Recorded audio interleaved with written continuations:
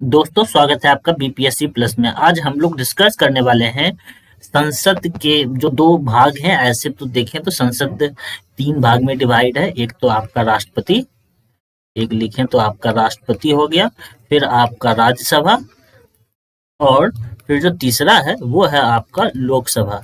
तो राष्ट्रपति को मेनली एक आपका वो अलग वीडियो में डिस्कशन है, और इस वीडियो में राज्यसभा और लोकसभा के बारे में डिस्कस है। तो आइए हम लोग इसके बारे में कुछ डिटेल्स जान लेते हैं।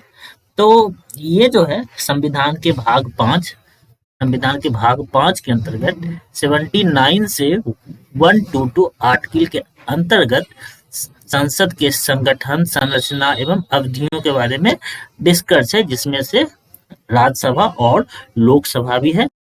और आर्टिकल जो है आपका, यदि आर्टिकल के रूप में जाने तो आर्टिकल 80 में आपका राज्यसभा है और 81 में लोकसभा है। लोकसभा 81 में है। ये हमारे यहाँ क्या होता था, यानी इंडिया में, भारतीय संविधान में पहले राज्यसभा और लोकसभा के नाम से ये नहीं जाना जाता था, लेकिन 1954 में इसे राज्यसभा और लोकसभा नाम दिया गया और राज्यों के लिए परिषद के रूप में नाम दिया गया।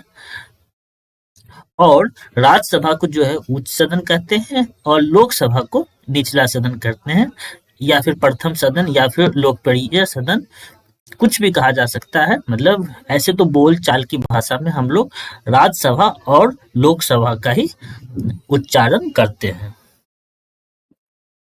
इसके अलावा यदि देखेंगे तो जो आपका उच्च सदन और निचला सदन, ऊपरी सदन, आखिर ये आया कहाँ से?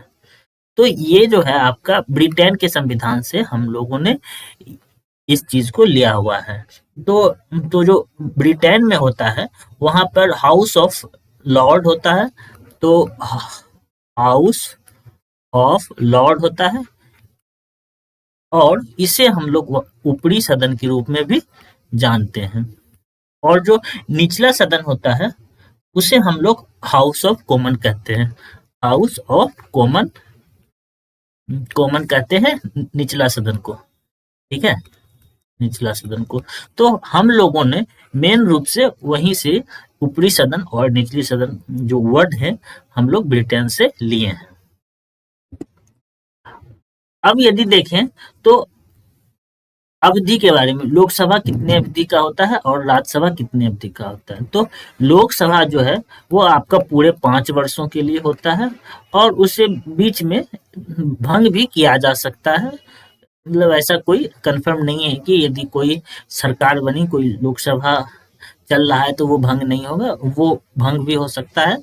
और ये जो भंग होगा तो इसका जो है आपका अदालत में इसकी कोई चुनौती नहीं दी जाएगी।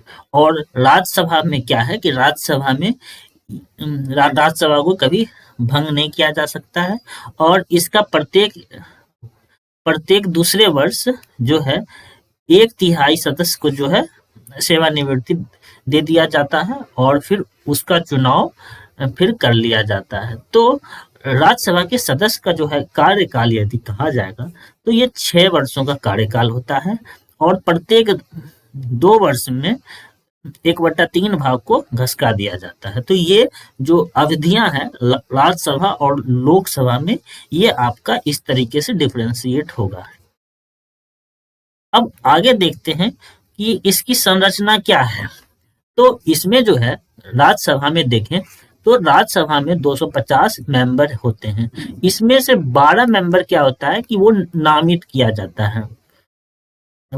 और ये नामित किसे किया जाता है?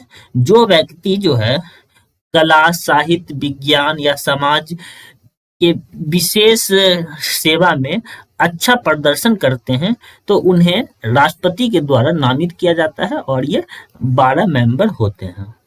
और राज्यसभा में संघ राज्य क्षेत्र से भी प्रतिनिधित्व करते हैं, जैसे कि आपका दिल्ली हो गया और पुडुचेरी हो गया। ये दोनों जगह से सदस्य आते हैं, दिल्ली एंड पुडुचेरी। और प्रत्येक राज्यों से जनसंख्या के आधार पर यहाँ राज्यसभा में प्रतिनिधित्व को भेजी जाती है। और इसका जो चुनाव होता है वो आपका आनुपातिक पद्धति के द्वारा होता है। आनुपातिक पद्धति में भी एक आपका एकल संक्रमणीय मत के द्वारा होता है। एकल संक्रमणीय मत के द्वारा होता है इसका चुनाव। तो राज्यसभा का जो टोटली संरचना के बारे में देखें तो आपका राज्यसभा का संरचना यही है कि पहले तो राज्यों के का प्रतिनिधित्व इसके अंदर आता है, फिर संघ राज्य क्षेत्र जैसे कि दिल्ली और पुडुचेरी से यहाँ प्रतिनिधित्व आते हैं, और 12 सदस्य को मनोनीत किया जाता है, नामित किया जाता है राष्ट्रपति के द्वारा, जो कला, साहित्य और विज्ञान में अच्छा प्रदर्शन करते हैं। अब इसके बाद आता है लोकसभा। लोकसभा में क्या होता है कि इसमें जो टोटल मेंबर होते हैं वो 552 यानी कि 552 होते हैं, जिसमें से 530 जो है वो आपके स्टेट से आते हैं, और 20 जो है वो आपके संघ राज्य क्षेत्र से आते हैं।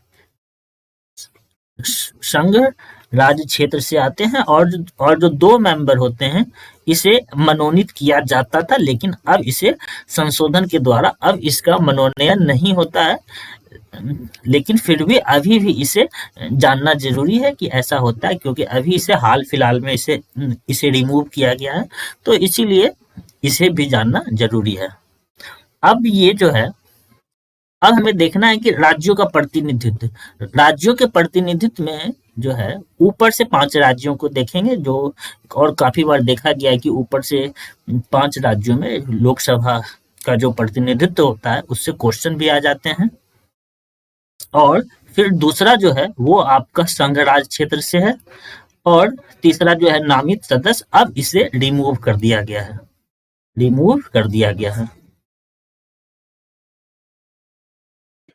यदि राज्यों का प्रतिनिधित्व देखें तो पहले जो बिहार देख लेते हैं, क्योंकि बिहार के एग्जाम जैसे बीपीएससी में काफी बार आने की भी इसकी संभावना रहती है। तो बिहार से 40 प्रतिनिधि को लोकसभा में भेजा जाता है। फिर महाराष्ट्र देखें तो महाराष्ट्र से 48 है, और तमिलनाडु से देखें तो 39 है, यूपी से देखें तो ये 80 है, और वेस्ट बंगाल से देखें तो ये आपका 42 है। तो सबसे ज्यादा जो है ये आपका यूपी से है, फिर उसके बाद महाराष्ट्र से है, फिर उसके बाद वेस्ट बंगाल से है, फिर उसके बाद बिहार से है, और फिर तमिलनाडु से है। काफी बार इसे या तो असेंडिंग ऑर्डर में या फिर आपका डिसेंडिंग ऑर्डर में इसको सजाने के लिए बोल दिया जाता है, या फिर आपका सजा हुआ ही रहता है, आपको सिर्फ वहां पर टिक फॉर्म करना होता है। तो इस तरीके से काफी बार इससे क्वेश्चन भी आ जाते हैं। इसके अलावा यदि संघ शासित प्रदेश जैसे कि दिल्ली हो गया संघ शासित प्रदेश का देखें तो इसमें क्या होता है कि आपका दिल्ली से 7 है, और पुडुचेरी से 1 है। तो यहाँ से इतने कैंडिडेट जाते हैं जो कि आपका टॉप में है। और जो है वो आपका जो एग्लो इंडियन को जो रिमूव किया गया है वो आपका 104 अमेंडमेंट जो है के अंतर्गत इसे रिमूव कर दिया गया था। जो 2 सदस्य नामित किए जाते थे राष्ट्रपति के द्वारा, इसे रिमूव कर दिया गया था। और जो SC/ST का आरक्षण था इसको 10 साल के लिए बढ़ा दिया गया था इसी संशोधन के अंतर्गत। तो ये था आपका लोकसभा का क्या संरचना है उससे रिलेटेड। अब जो है लोकसभा में जो चुनाव प्रणाली होता है हम लोग उसके बारे में बात करते हैं। ये आपका आनुपातिक पद्धति के अंतर्गत होता है। तो आनुपातिक पद्धति के अंतर्गत क्या होता है कि जो आपका कैंडिडेट रहते हैं इन सभी कैंडिडेट में आपको मतलब ये कंपटीशन कराया जाता है कि सबसे ज्यादा वोट जनता के द्वारा कौन ला सकता है। जिस भी कैंडिडेट का वोट सबसे ज्यादा हो गया उसको उसका जीत घोषित कर दिया जाता है। तो उसे हम लोग आनुपातिक पद्धति कहते हैं। तो इसका मेनली इसी सिस्टम के आधार पर होता है। इसमें आपका और भी कैंडिडेट हो सकते हैं, जैसे कि वर्तमान में आप देखेंगे तो काफी सारे ऐसे जो हैं जो गठबंधन के आधार पर भी सरकार लड़ते हैं, जैसे कि आपका अभी तो जैसे कि बीजेपी गठबंधन में नहीं है, फिर आपका आप कांग्रेस हो गया। तो इसी तरीके से काफी सारे जो है जो चुनाव लड़ते हैं और प्रतिनिधित्व देश का करते हैं। और कुछ जगह जो है और इसी का दो भाग में इसको डिवाइड किया गया है, जिसके तहत राज्यसभा में, राज्य विधान परिषद में राष्ट्रपति और उप राष्ट्रपति का निर्वाचन होता है। तो इसमें दो प्रकार इसके कौन कौन से हैं, तो इसमें जो है एकल हस्तांतरणीय मत व्यवस्था, एकल हस्तांतरणीय मत व्यवस्था और दूसरा जो है वो आपका सूची व्यवस्था है, सूची व्यवस्था है। इसके तहत जो है जैसे कि मैंने अभी बताया था, राज्यसभा या राज्य विधान परिषद या राष्ट्रपति उपराष्ट्रपति का निर्वाचन इसी के तहत किया जाता है। इसके बाद देखें लोकसभा के जो मेंबर होते हैं और जो राज्यसभा के मेंबर होते हैं, तो अब इसके लिए कुछ आपका क्वालिफिकेशन और डिस्क्वालिफिकेशन है, यानी कि इसकी योग्यताएं हैं कि कौन व्यक्ति उनका चुनाव लड़ सकता है, कौन व्यक्ति चुनाव नहीं लड़ सकता है। तो इसका जो क्वालिफिकेशन है उसके अंतर्गत जो भी व्यक्ति आपका चुनाव लड़ेगा वो आपका भारत का नागरिक होना चाहिए, भारत का नागरिक होना चाहिए, ठीक। और उसके बाद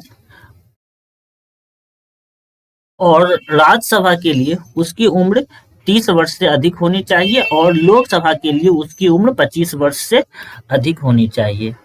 और इसके अलावा जो है उसका नाम जो है मतदान सूची में होना चाहिए। और एक अधिनियम आया था जनप्रतिनिधि अधिनियम के तहत और कई सारे बातें हैं जो वो फुलफिल करेगा तो फिर वो चुनाव लड़ सकता है। अब वही दूसरी बात देखें तो इसका डिस्क्वालिफिकेशन भी है कि कोई भी आदमी चुनाव लड़ने के लिए आयोग कब हो सकता है, आयोग यानी डिस्क्वालिफिकेशन जो है उसका, तो उसे है कि वो चुनाव अपराध में आपका संलिप्त नहीं होना चाहिए, वो कभी दिवालिया घोषित ना हो और इसी तरीके से और कभी 2 साल से ज्यादा उसको जेल ना हुआ हो, सरकारी ठेका में किसी प्रकार का दिलचस्पी ना रखता हो, छुआछूत, दहेज, सती प्रथा जैसे अपराधों में वो संलिप्त ना हो, मतलब वो रिश्वतखोरी नहीं करता हो, मतलब वो भ्रष्टाचार के कारण सरकारी सेवाओं से बर्खास्त ना किया हो। तो इस तरीके से जो है काफी सारे इसके डिस्क्वालिफिकेशन भी हैं जो चुनाव लड़ने से पहले निर्वाचन आयोग के द्वारा ये सब चीज देखा जाता है। इसके अलावा यदि सपोज ये सब चीज हो गया और फिर वो चुनाव लड़ करके जीत गया और वो संसद में या राज्यसभा में आ गया, तो उसके बाद भी उसके डिस्क्वालिफिकेशन होने के चांसेस हैं, क्योंकि 10वीं अनुसूची के अंतर्गत यदि दल बदल के आधार पर वह दोषी पाया जाता है तो उसको संसद के जो अध्यक्ष होते हैं वो उसे डिस्क्वालीफाई कर देंगे, ठीक है। तो दल बदल के आधार पर वो दोषी नहीं ठहराया जाना चाहिए, तो इस आधार पर उसे डिस्क्वालीफाई कर दिया जाएगा। तो ये थे कुछ अंतर जो राज्यसभा और लोकसभा से थे, या फिर आपका फुलफिल यदि वीडियो बोलिए तो वो भी ये हो जाएगा। तो इस तरीके से थे दोस्तों। यदि आपको ये सेशन अच्छा लगा हो तो इसे लाइक कीजिए और सब्सक्राइब कीजिए। सेशन देखने के लिए धन्यवाद।